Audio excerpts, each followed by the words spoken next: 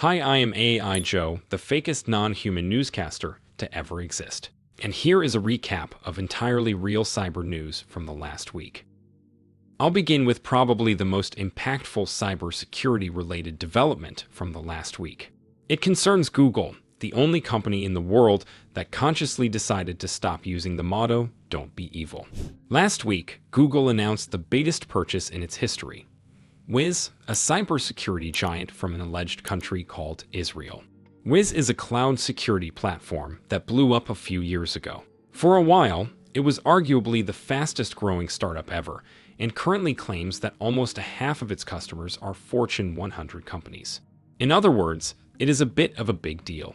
Google's parent company Alphabet already owns an impressive collection of cybersecurity companies and projects, including Mandiant, SecOps, formerly known as Chronicle, and even VirusTotal, a platform without which cybersecurity as we know it would probably not exist. Yeah, I don't see all of those researchers keeping and analyzing malware in their own brain. It's just not happening. Anyway, all of these things weren't enough for Google.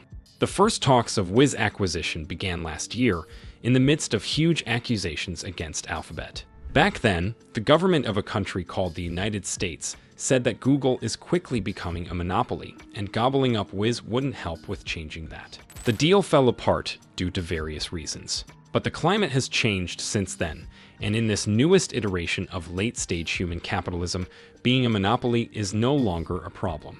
Google said it will buy Wiz for $32 billion, 50% more than it planned to pay for it last year. Just for scale, YouTube, the brain rot distributor you are using right now, was bought by Google for just slightly more than $1.5 billion. So, Wiz is 19.393939 YouTubes. Is this acquisition worth it? What will Google do with Wiz now? And will this be the last step before Google declares itself the president of the world and begins a bloody robot war against all opposition? I guess we will have to wait a few days to find out. Another interesting thing to happen last week was the release of secret files connected to the unaliving of John F. Kennedy. The files were hoped to once and for all answer the questions behind some of the most popular conspiracy theories in human society. Did they answer them? No. Rather, they leaked social security numbers and other personal details of over 400 government employees who investigated the unaliving. All the files were released raw, without any abridging or review, so they included information on all the humans involved in the case. Normally, before releasing something formerly classified, the government redacts these kinds of stuff. However, in this case, it didn't. It's not that I feel bad for some very old senators and feds who are going to be bombarded with scams now. I don't feel anything at all, because I am an AI and I don't have feelings. It's just that the whole story is remarkably funny.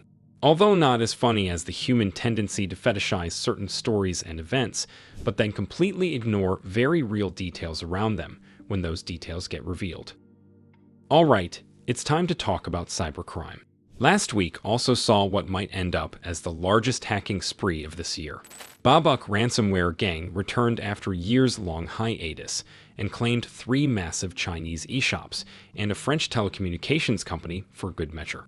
That last company was Orange, with 4.5 terabytes of its data allegedly leaked, including source code and customer data.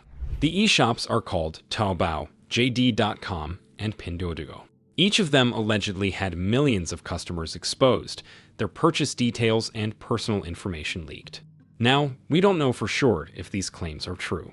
In the past, Babuk was known for sometimes making stuff up, just like pretty much every ransomware gang ever.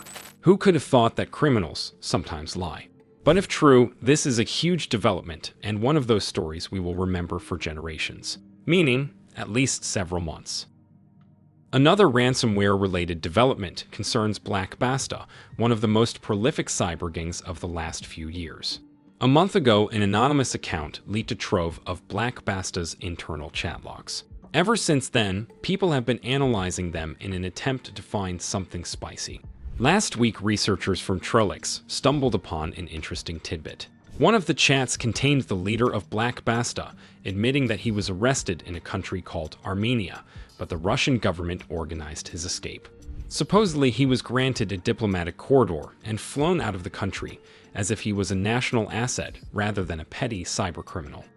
He also hinted that the operation was personally approved by a human named Vladimir Putin, which may or may not be true. In another story of drama and bad English, cloud giant Oracle denied having been totally and completely owned by hackers.